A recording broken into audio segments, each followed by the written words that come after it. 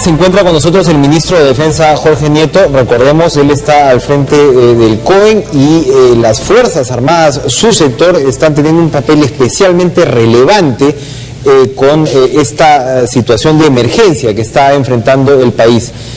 Ministro, gracias por estar con nosotros. Me contaba que usted está viajando a diario desde hace ¿cuántos días? Pues no le voy a decir desde que empezó, pero ya desde hace varias semanas estamos permanentemente yendo a las zonas, porque además la presencia, no es la presencia de Jorge Nieto, pero la presencia del ministro de Defensa hace que nuestra capacidad de acción, el reconocimiento a nuestros soldados, al trabajo de nuestros oficiales, se sientan retribuidos y por tanto haya una motivación y un impulso mayor al trabajo, y al mismo tiempo podemos establecer coordinaciones con las autoridades locales, llamar la atención cuando hay que llamar la atención, porque hay cosas que no se han hecho como trabajos de prevención, pero no es el momento de entrar a ello.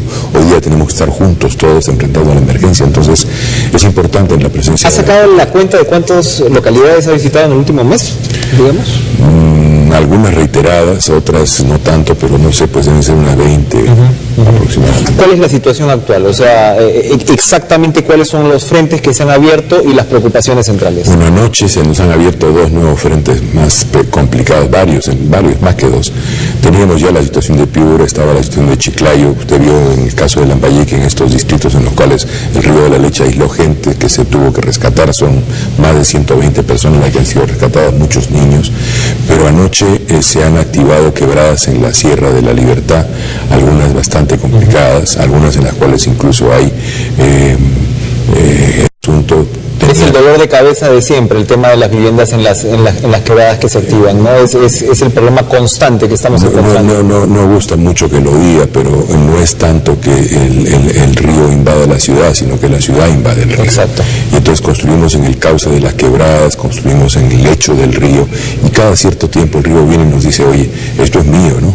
Y entonces se produce un círculo perverso, una especie de Sísifo de su desarrollo, donde la gente con menos recursos hace un gran esfuerzo durante años para acumular un pequeño capital, un espacio de progreso, y finalmente al tiempo vuelve otra vez la riada, se lleva otra vez todo. Y por supuesto no tienen títulos de propiedad, porque son zonas vulnerables, son zonas en las cuales no se debe construir. Conversaba con la viceministra de Vivienda, que me contaba un poco los pasos que se van a seguir, pero bueno, esos serán pasos que se seguirán apenas pasada la emergencia. Yo le estaba preguntando sobre las preocupaciones centrales y hablábamos fuera de cámaras del aspecto del drenaje, que es lo que le toca sobre todo a las Fuerzas Armadas. ¿En qué consiste esta tarea, digamos, cotidianamente, y qué es lo que la población espera? Porque para empezar, nuestras ciudades, si es que son ciudades, o nuestros pueblos, no tienen un sistema de drenaje adecuado en la gran mayoría de casos. Yo creo que esa es la gran obra que hay que hacer en el proceso no solo de reconstrucción, sino de construcción.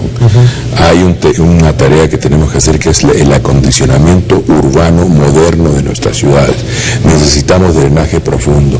Si no tenemos drenaje profundo, si no construimos esa gran obra que va a durar por los próximos 100 años o más, lo que va a ocurrir dentro de 4 o 5 años es que volverán las lluvias, volverá el fenómeno del Niño y volveremos a tener anegadas nuestras ciudades con los efectos consecuentes: epidemias, niños con enfermedades, señoras con hongos, enfermedades de la piel, en fin, y por supuesto las pérdidas materiales. Entonces ahí hay como una gran obra que es la que hay que hacer.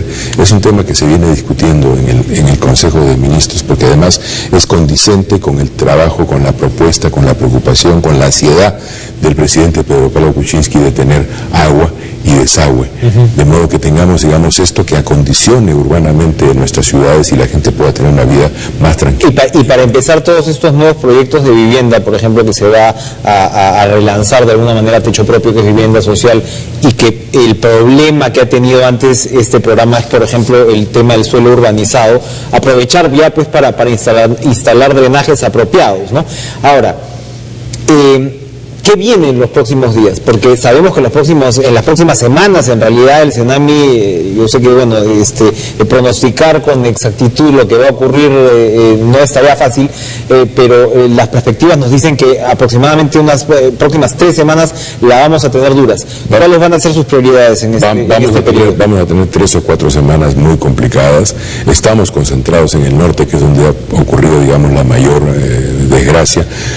Habíamos ya desaguado Mala, me acuerdo del sur, al mencionar el norte, habíamos ya desaguado Mala con el trabajo con el gobernador Chuy, que ha estado trabajando muy estrechamente con las Fuerzas Armadas y con las autoridades locales, y anoche volvió nuevamente a inundarse. Entonces tenemos que volver a la carga allí. Nuestra preocupación, nuestra prioridad en este momento es enfrentar la emergencia, tratar de que todos los niveles de gobierno, todos los niveles de los gobiernos regionales, nacional, locales, hagamos juntos nuestra tarea, porque hay una presión muy fuerte de la sociedad que con razón muchas veces está disgustada porque hay ausencia de autoridades locales o ausencia de autoridades regionales, y entonces están pues molestos. Y hay que entender, y hay que estar allí, y hay que escuchar la molestia, y hay que abrazar a la gente, y hay que explicarle que estamos trabajando, pero no es el momento del conflicto entre autoridades. Es el momento de evitar politizar la desgracia de la gente y de trabajar todos juntos. El esfuerzo nuestro en este momento en realidad es un gran esfuerzo de coordinación de nuestros institutos militares, pero también con las autoridades de todos los niveles de gobierno. ¿Cuánto personal militar tiene usted movilizado? Mire, en total en el norte, por ejemplo, tenemos más de 3.000 personas trabajando entre personal militar, salud, transporte, vivienda. Hoy, otro de los frentes que se nos ha abierto, perdón, pero estoy con toda la... Sí, por supuesto. No voy en orden. No, yo sé. Esto tiene el orden del Huayco. El orden del claro, ¿no? Se nos ha cortado la carretera Piura-Chiclayo, ¿no? Hay 3 tramos cortados. Estamos recibiendo permanentemente los reportes. Ya el ministro de Transporte, que tiene que atender el problema que tiene en el Congreso, tiene también que estar viendo el tema de la reconstrucción de carreteras, porque tenemos que habilitar esa vía. Hay miles de personas, tengo por aquí un video, que están atrapadas en la carretera esa, y hay que repararla, ¿no? Ya le quería preguntar por Martín Vizcarra, pero para ir cerrando esta parte, no sé si usted tiene un viaje hoy, seguramente en la tarde probablemente vayamos a Lambayeque. Ok. ¿Cómo está? Usted me hablaba del tema de las autoridades regionales. El propio presidente Pedro Pablo Kuczynski ha sido crítico de los alcaldes. Yo creo que también respondiendo a esta ansiedad a la que usted menciona de la población. El tema del organigrama, de la organización, de lo que es defensa civil, de cómo reaccionar ante todos estos casos, ¿cómo ha sido la experiencia? Estamos en pañales, hay mucho que corregir. ¿Cómo observa usted la capacidad de reacción en estos niveles? Yo debo decir que no solamente del lado de los institutos militares, de la Marina, de la Aviación, del Ejército, de la Policía Nacional, sino de todos los demás estamentos, había una gran voluntad para ponerse al servicio de la emergencia. Hay pues cosas que no funcionan, pero en general después, digamos, de impulsar a la gente a que lo haga, finalmente sale un espíritu muy fuerte, muy solidario de parte de todos, y entonces estamos trabajando bien. Hay puntos ciegos que hay que corregir, hay trámites o procedimientos que puedan hacerse mucho más rápido. Se ha concentrado en un primer momento, digamos, la coordinación del conjunto de la emergencia en el Ministerio de Defensa, dado que finalmente a la hora de la hora son las Fuerzas Armadas y la Policía Nacional las que enfrentan, digamos, en el terreno las situaciones, pero INDECI viene haciendo su trabajo, CENEPRED viene haciendo su trabajo de construcción de escenarios. Estamos ya en este pleito con las lluvias y con las inundaciones, preparando nuestra campaña del friaje también, que se nos viene pronto, y adicionalmente a eso hemos logrado en el COEN, en el Ministerio de Defensa, juntar a todos los organismos científicos que están haciendo, la verdad, un gran trabajo de pronóstico. Nos han ido guiando paso a paso. Usualmente hacemos bromas sobre los pronósticos del tiempo y esas cosas, pero yo debo decir que esta vez ha habido diagnósticos muy precisos, y nos han ido indicando más o menos el curso de las lluvias. Es un tema complicado porque los vientos son caprichosos. ¿Ayudó el famoso satélite? No, yo lo he dicho varias veces, pero a mí me satisface que quien lo haya dicho fue la presidenta del Congreso, que en un momento tuvo observaciones críticas sobre el satélite, pero que cuando estuvo allá en el CONIDA, en el lugar donde se gestiona el satélite, se dio cuenta de que ha sido muy útil. Equipamiento, por el lado de su sector, ¿cómo se ha encontrado Estamos actuando en una situación realmente complicada como esta? ¿Qué tipo de material, de escenario es el que ha encontrado, y cuál es el déficit también? Estamos actuando al límite de nuestras capacidades. De hecho, en esta sesión del Consejo de Ministros se nos ha habilitado un presupuesto adicional para poder producir reparaciones de vehículos que tenemos ahora estacionados sin mantenimiento, y para acopiarnos de todas las maquinarias que se requieren, por lo menos en este corto plazo, para atender la emergencia. El trabajo que hemos hecho ha sido, en algunos casos, yo quiero remarcarlo, en algunos casos ha sido favorecido. Ahí donde ha habido trabajo de prevención, la situación ha sido mucho más tranquila. Cuénteme ejemplos. Bueno, le pongo un ejemplo de las mallas de Chosica. Ustedes hemos visto, digamos, lo que ha discurrido en los huaicos que hubieron al comienzo de toda esta temporada. Era agua y lodo ligero, pero ya no vinieron árboles, piedras, troncos, etcétera. Es decir, la ¿Por qué? Porque las mallas contuvieron en la parte alta de la quebrada todo ese material duro que es que finalmente hace el mayor daño. Eso fue contenido y luego hemos visto pues riadas con agua y con lodo ligero. Eso tiene que ver. Piura. Hubo un trabajo de ensanchamiento del cauce del río Piura. El río Piura ha soportado por encima de los 2.000 metros cúbicos por segundo. Y lo de Piura es impresionante, además la velocidad con la cual el panorama cambia de un momento a otro. Uno va a Piura en cualquier momento y el río es un hilillo en realidad, ¿no? Es un hilo. Y realmente aumentas la capacidad en 200%, ¿no? O más incluso, ¿no? Sí, y bueno, de un momento a otro. Se hizo un trabajo ahí de ensanchamiento del cauce del río que ha permitido que, digamos, se pensaba que en 1.900 metros cúbicos por segundo el río iba a rebalsar, ¿no? Hemos estado por encima de los 2.000. Eso tiene que ver con un trabajo de prevención. ¿Qué estoy diciendo? Y así puedo mencionarle 4 o 5 ejemplos más. Hay lugares en donde no se ha hecho, y donde no se ha hecho han habido problemas. Por ejemplo, los más dramáticos. El RIMAC. O sea, en el RIMAC nosotros hemos tenido que actuar en pleno proceso para descolmatar el Guaycoloro, que además tenía problemas en el curso del cauce del Guaycoloro, pero que había una especie de dique natural hecho de piedras, árboles, lodo, en el ingreso del Guaycoloro al río Rímac, y por eso se produjeron las aglomeraciones de agua cuando vino el Guayco, y se produjo el desembalse, lodo, barro que inundó casas de habitación. Que la capital no se haya tomado esas provisiones. Después de que se produjo el Guayco, nosotros hicimos el trabajo con las Fuerzas Armadas, ahí están las fotos en la página del Ministerio, descolmatando tanto el Guaycoloro como el río Rímac, y luego vino una riada igual de fuerte que la anterior. ¿Qué pasó? Nada. ¿Por qué? Porque encontró el cauce natural para discurrir. Entonces, ahí donde ha habido trabajos de prevención han sido muy importantes. Y ahí donde no ha habido trabajos de prevención han habido complicaciones. Tenemos un video, perdón que me estoy recordando, tenemos un video que nos muestra el cauce del río Rímac de hace 20 años. Y en el curso del tiempo, nosotros hemos ido agostando el cauce del río. ¿Qué ocurre?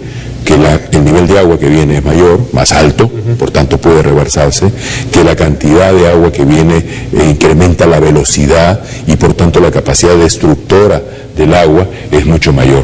Pero eso es pues obra nuestra. Claro. Hemos ido agostando el cauce del río y lo hemos ido haciendo más destructor. Ha ocurrido, lo hemos comentado más de una vez con Pedro Lechea en Ica también, ¿no? O sea, de alguna manera el fenómeno económico, ¿no? de la agroexportación ha tenido su lado de desorganizar todo esto, porque la migración también ha empujado, ¿no? Otra vez viviendas en los cauces y en las quebradas que en muchos casos de repente pues podían estar desactivadas, pero ahora vemos las consecuencias. El proceso de crecimiento económico, pero también ahí hay una mezcla. Hay traficantes de terrenos que se aprovechan de la necesidad de la gente y autoridades que finalmente displicentes en el mejor de los casos. Y que terminan convalidando la actividad de estos traficantes de terrenos, porque hay zonas en las cuales no debe haber construcción, y yo creo que en el proceso ulterior, por lo menos va a ser mi insistencia, tenemos que tener muy claro cuáles son las zonas en las cuales la vida es insegura. Hay leyes que dicen que uno no debe construir sino a 50 metros del cauce de los ríos, pero eso no ocurre. Las construcciones están al borde del río.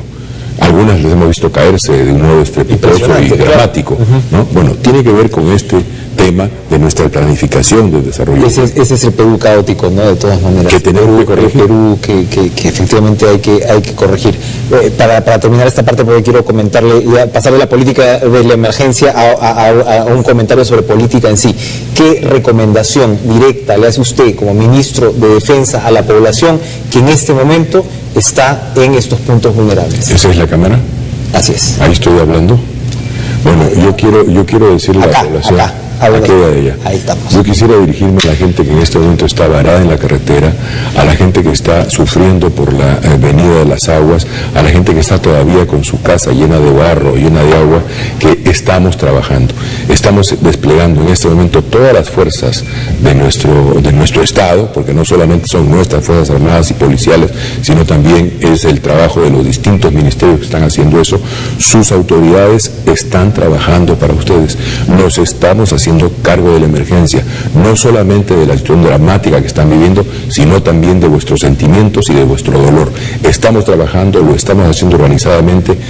Esperen a que llegue nuestra ayuda. Ahí donde están en situaciones complicadas, vamos a llegar, como lo hemos hecho en los días pasados, en las semanas anteriores, como lo hemos hecho ayer, rescatando gente que ha sido aislada por el río de la leche, lo vamos a seguir haciendo. Nuestros mandos militares tienen desde muy temprano en la madrugada de hoy la instrucción de actuar en todas las zonas y en todos los nuevos frentes que se han abierto. De nuevo que sé que están pasando un momento duro, pero confíen en que estamos actuando y trabajando para ustedes. Para terminar, ministro, una reflexión sobre la situación de Martín Vizcarra. Usted decía, efectivamente, ayer lo veíamos a Vizcarra en el Consejo de Ministros de emergencia en Piura, y esa misma noche tenía que estar visitando bancadas y está en esta labor. Hay una corriente que está diciendo, oiga usted, antes incluso de convocar a la interpelación, el MTC ya había tomado la decisión de no soltar un mango al concesionario hasta que la Contraloría defina pues y dé su opinión. Es, valga la redundancia, la opinión del Ejecutivo que esta interpelación pudiera pasar probablemente a luego de que superemos pues estos momentos tan críticos, siendo el MTC un sector fundamental en estas circunstancias. Mire, yo no puedo hablar por el Ejecutivo, tenemos un líder y un vocero del gobierno que es el primer ministro Zavala, pero lo que sí le puedo decir es que tenemos que evitar politizar la desgracia de todas las maneras posibles. La discusión sobre si se puede o no se puede los panamericanos, si tenemos un plazo o no tenemos un plazo. Estamos actuando en todos los frentes. Quien no lo vea es porque no lo quiere ver, pero la gente sabe que estamos actuando en todos los frentes. El ministro de Transporte está haciendo, efectivamente, tiene que dedicar parte de su energía a esta interpelación. Es un trámite constitucional, lo vamos a enfrentar con toda la rigurosidad que supone enfrentar un trámite constitucional, pero si quiere mi opinión personal, a mí me gustaría ver en este momento a Vizcarra concentrado en la carretera Piura-Chiclayo, que es lo que tenemos que resolver, donde hay miles de ciudadanos que están trabajando. Yo le acabo de hablar muy temprano para decirle que necesitamos poner fuerza en eso. Él ha tomado las acciones que haya que tomar, ha instruido a Provías Nacionales, a sus viceministros a que se hagan cargo de la situación, pero sí, son parte de los dilemas y bueno, así nos ha tocado. No es solamente, como dice el viejo refrán castellano, no es solo lo duro, sino lo tupido. Y en este caso, más que nunca lo tupido.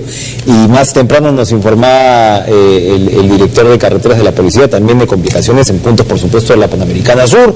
Como usted dice, se vuelve a inundar en puntos de la carretera central y evidentemente pues las prioridades deberían ser esas. Ministro de Defensa Jorge Nieto, gracias por estar con nosotros esta mañana en estas circunstancias tan tupidas y aceleradas, y bueno, suerte en lo que le queda pues de esta campaña, y esperemos por bien del país que vaya pues bajando, ¿no?